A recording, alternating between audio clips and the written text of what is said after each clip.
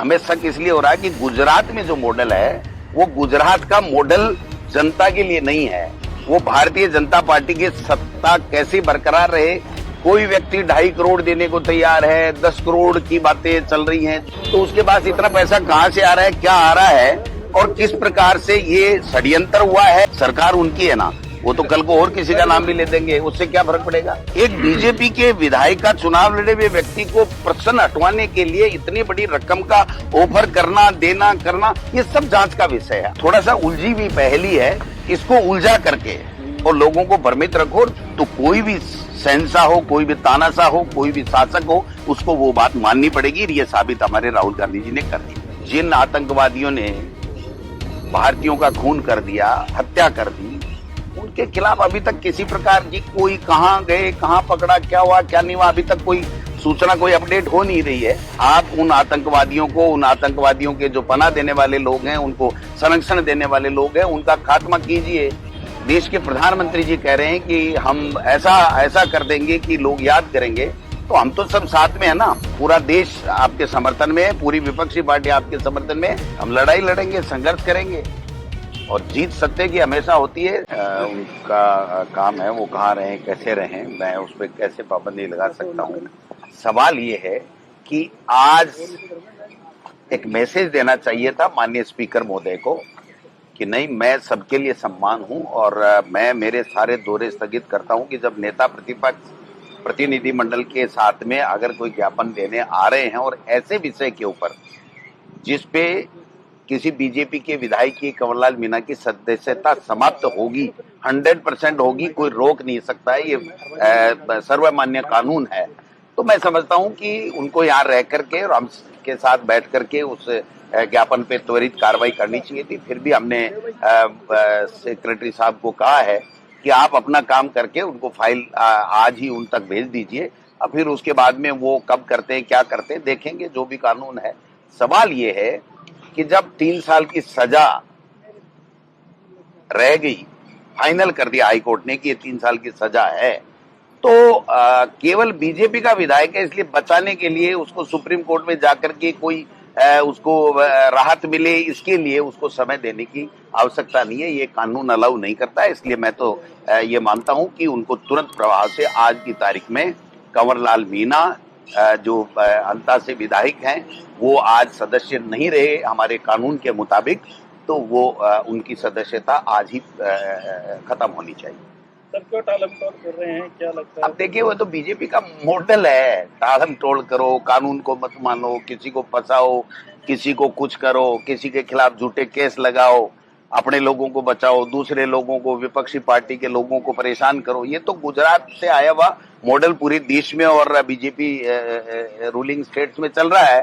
तो वो तो अपना काम करेंगे, हम लड़ाई लड़ेंगे, संघर्ष करेंगे और जीत सत्य की हमेशा होती है और सत्य जीता है, आज भी जीतेगा, आगे भी जीतेगा। गुजरात में तो सर ट्रेनिंग है, विधायकों की प्रशिक्षण शिविर, और आपके जो घनश्याम तिवारी जी थे वो उसके प्रमुख है जो कांग्रेस में आए थे। घनश्याम तिवारी जी प्रमुख है, अच्छी बात है, उनको नॉलेज है, लेकिन जो हम देख रहे हैं इस 1.5 साल से और जिस तरीके से रोजाना दुर्भावना पूर्वक लांछन लगाना, झूठ बोलना, हिंदू मुस्लिम करना, लोगों में नफरत फैलाना, ये जो बातें चल रही है, क्या इसी की ट्रेनिंग देंगे कि और ज्यादा तेज करो, है ना? या फिर ये अध्यक्ष नहीं बना पा रहे हैं तो उसका ध्यान भटकाने के लिए इस तरीके के इवेंट मैनेजमेंट के कर करके और बीजेपी का अध्यक्ष नहीं बने।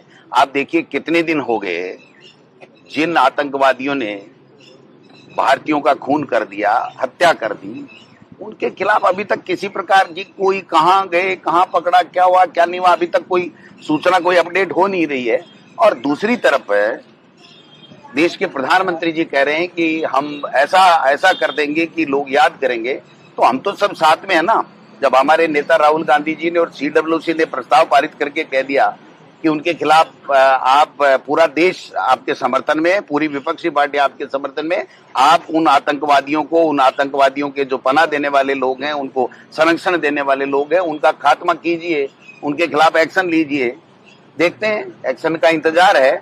बट ये भी ठीक बात है अगर वो कोई अच्छे संस्कार वहां से लेके आए, लेकिन हमें शक इसलिए हो रहा है कि गुजरात में जो मॉडल है वो गुजरात का मॉडल जनता के लिए नहीं है, वो भारतीय जनता पार्टी की सत्ता कैसे बरकरार रहे, कैसे विपक्षी पार्टियों को खत्म किया जाए, कैसे कांग्रेस मुक्त और विपक्षी मुक्त जो है वो देश को बनाया जाए, ये मॉडल गुजरात से आया है और गुजरात में ही है, शायद गुजरात में ही दे रहे हैं ना, यही प्रशिक्षण देंगे।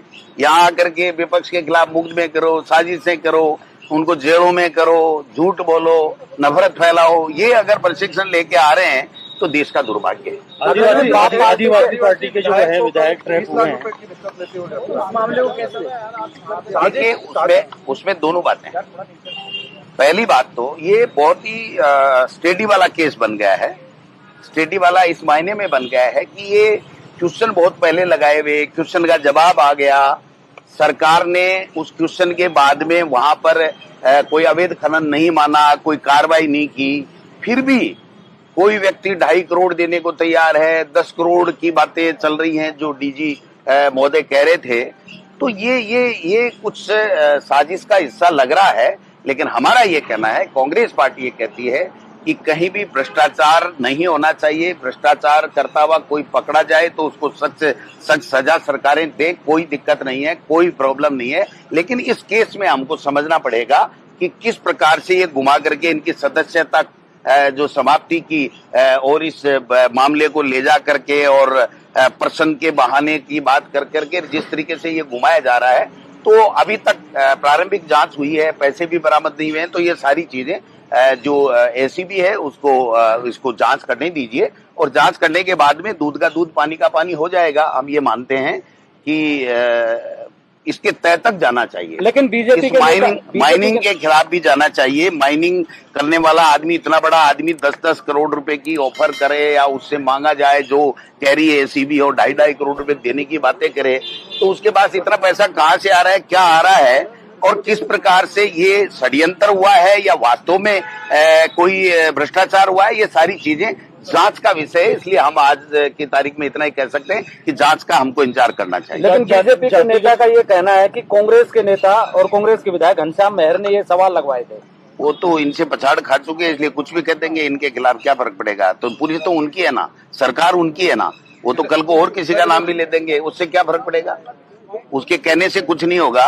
वो तो बाप बेटे दोनों दो पार्टियों में बता रहे हैं माइनिंग किसकी है, अवैध खनन कौन कर रहा है, कौन किस पार्टी से लड़ रहा है ना। और उसको एक बीजेपी के विधायक का चुनाव लड़े हुए व्यक्ति को प्रश्न हटवाने के लिए इतनी बड़ी रकम का ऑफर करना, देना, करना, ये सब जांच का विषय है। आज अगर हम किसी भी निर्णय पे पहुंचते हैं तो ये गलत होगा, जनता में भी गलत संदेश जाएगा। इसलिए हम ये कहना चाहते हैं कि डीजी एसीबी को इसमें त्वरित जांच करके दोबारा एक प्रेस कॉन्फ्रेंस करके सही तथ्य रखने चाहिए कि ऐसी क्या बात होगी कि 12 महीने पहले लगाए हुए क्वेश्चन को आज तो वो क्वेश्चन आ ही नहीं रहा था, हाउस में आ ही नहीं रहा है।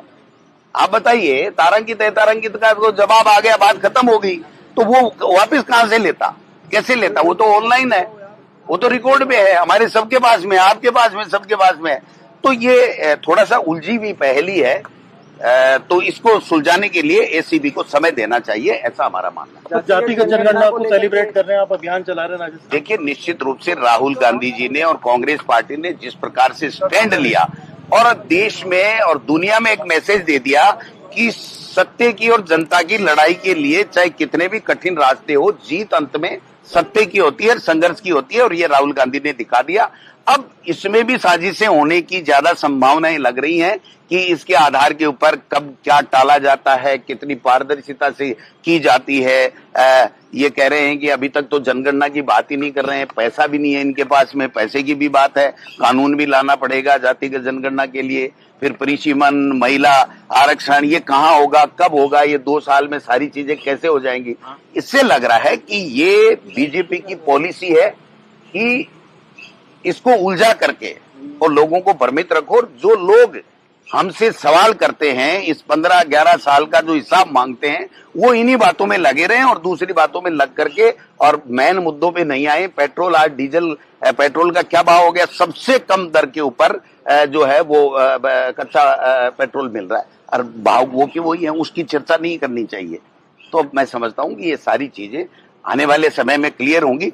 अभी तक बात यही है कि राहुल गांधी जी और कांग्रेस पार्टी ने, खड़गे साहब ने एक स्टैंड लिया मजबूती के साथ स्टैंड लिया। कांग्रेस के कार्यकर्ता में एक नई उत्साह और ऊर्जा का संचार हुआ कि अगर निडरता के साथ में देश के जनता की आवाज के साथ में आवाज मिलाकर के कोई बात उठाई जाएगी तो कोई भी शहंशाह हो, कोई भी तानाशाह हो, कोई भी शासक हो, उसको वो बात माननी पड़ेगी। ये साबित हमारे राहुल गांधी जी ने कर दिया। हनुमान बेनीवाल एसआई भर्ती को लेकर के धरने पे बैठे हुए हैं और लगातार वो बात कर रहे हैं आपके ऊपर भी।